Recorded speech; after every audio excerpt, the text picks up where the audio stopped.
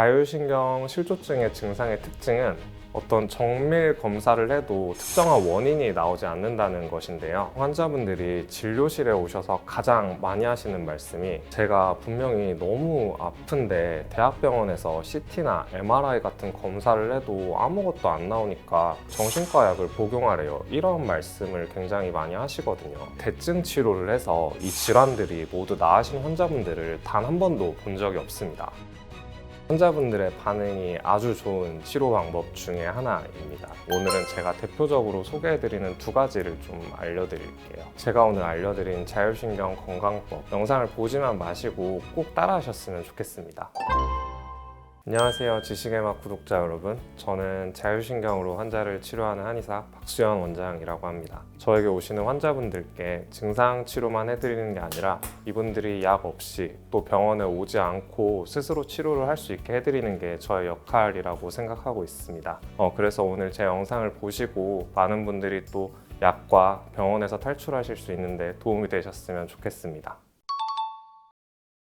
여러분이 심장을 의도적으로 뛰게 해서 뛰는 게 아니죠. 또 의식하지 않아도 저절로 우리는 숨을 쉬는 호흡 활동을 합니다. 음식을 먹고 난 후에 또 우리가 의도적으로 위장, 소장, 대장 이런 것들을 의도적으로 움직이지 않아도 저절로 소화가 되죠. 즉 자율신경은 이런 역할을 담당하고 있는 신경계로 우리 몸의 생명을 유지하는 데 필요한 심장박동, 호흡, 체온, 소화 등 생명 유지를 위한 필수적인 생리 기능을 담당하는 것이 바로 자율신경이라고 할 수 있습니다. 자율신경에는 교감신경과 부교감신경 두 가지가 있는데요. 첫 번째로 교감신경은 우리 몸을 긴장시키거나 흥분시킬 때 활성화되는 신경입니다.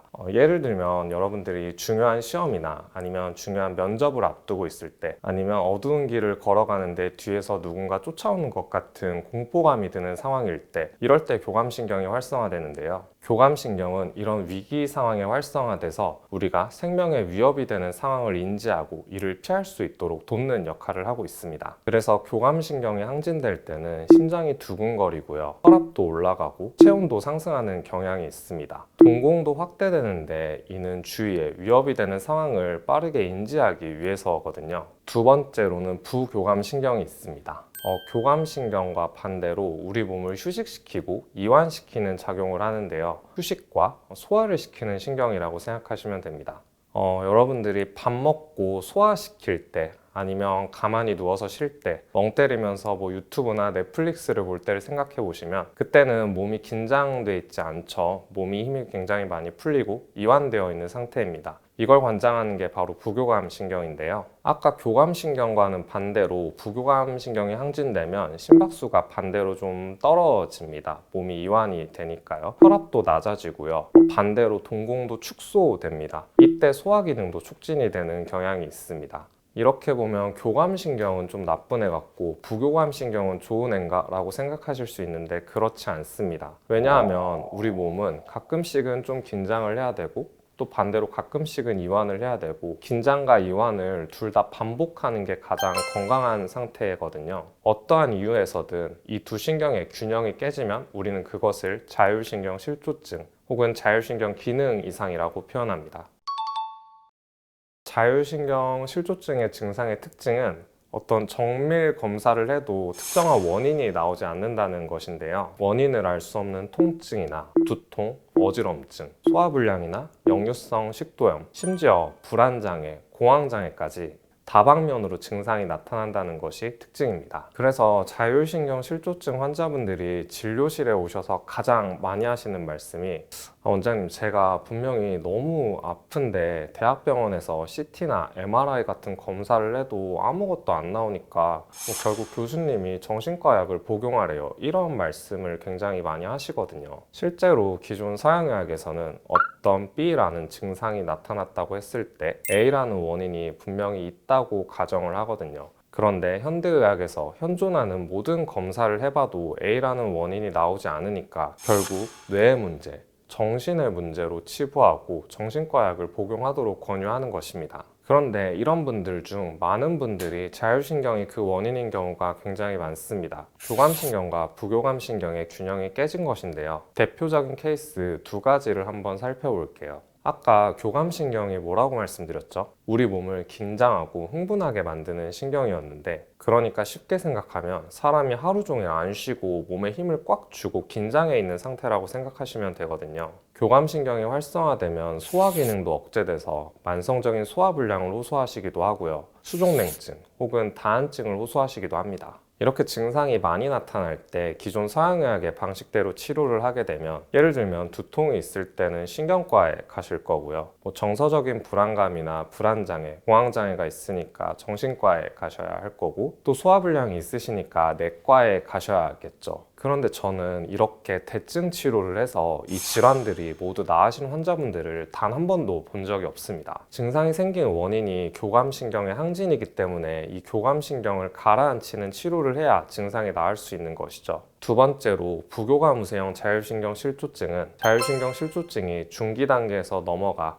말기 단계에 이르면 나타나는데요. 처음에는 사람이 스트레스를 받으면 교감신경이 항진되는데요. 계속 지속되다 보면 항진되었던 교감신경도 결국은 떨어지게 됩니다. 그럼 교감신경이 떨어지면서 부교감신경이 활성화되는 거죠. 이때는 아까와는 반대의 증상이 나타나는데, 우울증, 무기력함과 같은 증상을 많이 호소하시고요. 또 일에 의욕이 없거나 게을러지거나, 아니면 인지 능력이 떨어져서 기억력이 저하되거나 집중력 저하를 호소하시기도 합니다. 또 공통적으로는 자도자도 풀리지 않은 만성적인 피로감을 많이 호소하세요.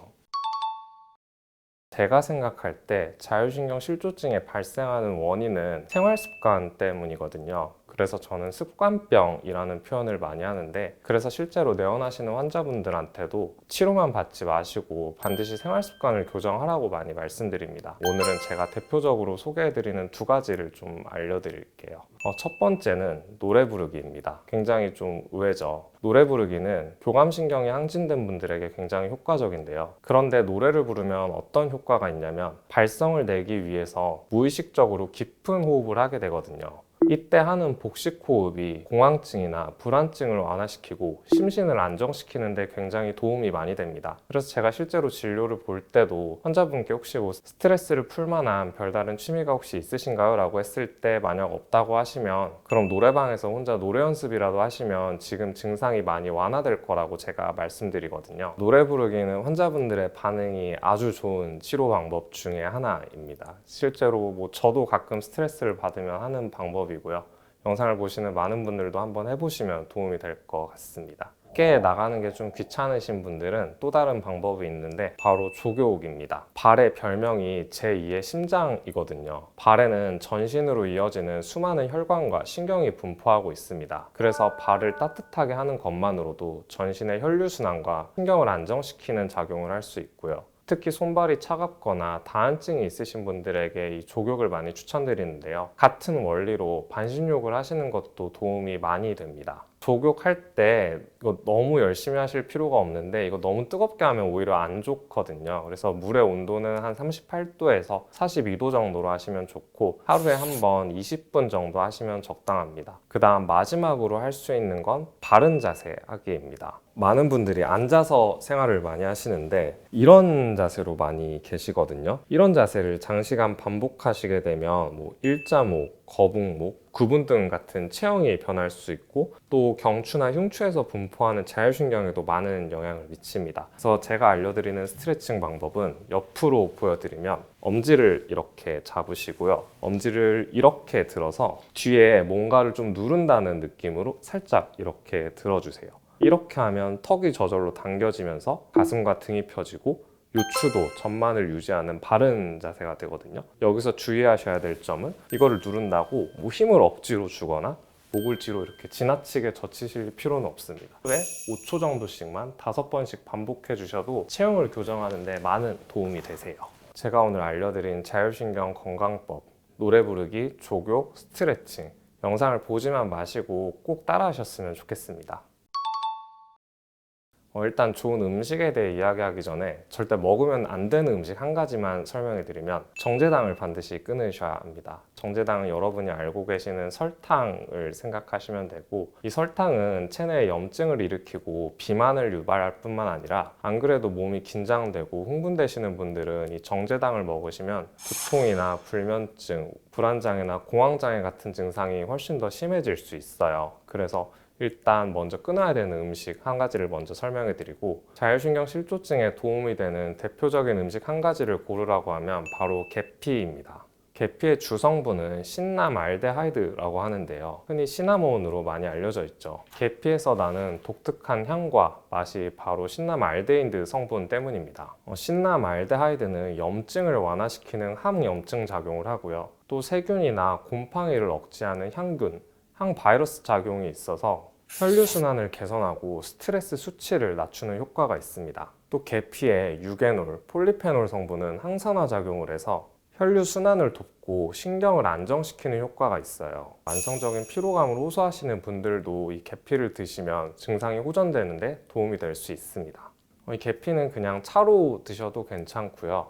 드실 때는 따뜻하게 해서 드시는 게 좋습니다. 아니면 환자분들께는 커피를 드실 때 계피 가루를 뿌려서 드시는 것도 추천을 해드리고, 아니면 다른 생강이나 대추차, 허브티에 계피 스틱을 넣어서 드시는 것도 효과적입니다. 실제로 저도 계피차를 굉장히 좀 많이 복용하는 편입니다. 혹시 이렇게 차를 드시라고 하니까 각설탕 같은 거 넣어서 드시는 분들이 계시거든요. 그러면 굉장히 달고 맛있긴 한데, 제가 드시면 안 되는 음식이 정제당이라고 말씀드렸죠. 그래서 설탕을 넣어서 이렇게 계피차를 드시면 사실 효과보다는 안 좋은 점이 훨씬 많습니다. 그래서 혹시 이렇게 계피차를 드신다고 하면 설탕 같은 것들은 절대 넣지 말고, 시럽도 마찬가지입니다. 그냥 오로지 계피차만 드셔야 된다는 걸 꼭 기억해 주시면 좋을 것 같습니다.